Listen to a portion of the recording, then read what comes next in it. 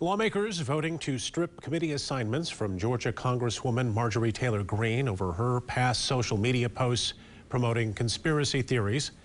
Well, she spoke today saying that lawmakers had taken away her freedom of speech. Here's how our local lawmakers voted. Republican Fred Upton joining the Democrats to remove Greene from those committee assignments. Representatives Bill Huizenga and Peter Meijer voted against the move. Within the past hour, Meijer explained his no vote to political reporter Rick Albin.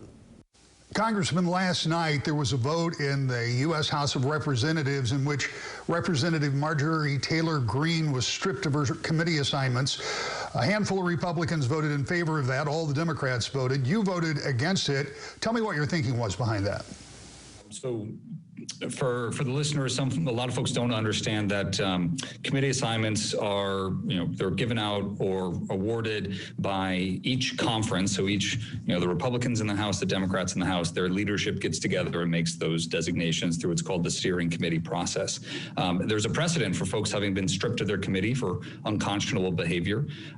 Steve King most recently was stripped of his committee assignments for his, flirtations with white supremacy rhetoric, which was very appropriate for him to get stripped. Those were unconscionable, words and not befitting that office.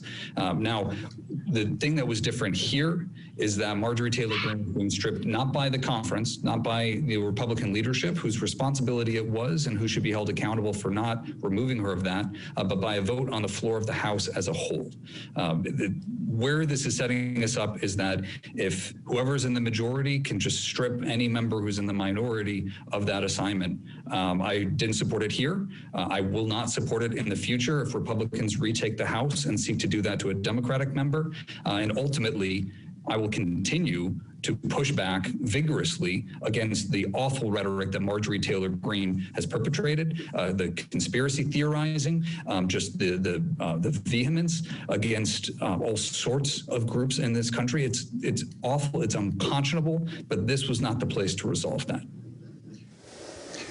You notably voted to impeach former President Trump, in which you were in that small group of Republicans that voted along with Democrats. And that was very much about his actions, about his words as well.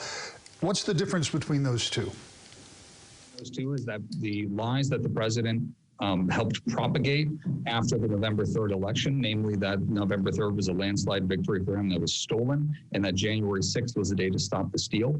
Those resulted in a deadly insurrection attempt against the U.S. Capitol with folks storming. That to me was a violation of the oath of office, and the House of Representatives and the Congress as a whole have an opportunity to check responsibility by the president through the impeachment power. Now, the difference here is that nowhere in the Constitution does it provide for this committee stripping assignment. So we are violating and creating a whole new precedent and set of practices that, again, I will not support if it's going the other way. If it is Republicans trying to strip a Democrat of committee assignments, the people who should be held responsible for that are the leadership in the party in the House who give that out. Interesting times to be in Washington. I appreciate you taking time to talk to us today. Thank you very much, Rick.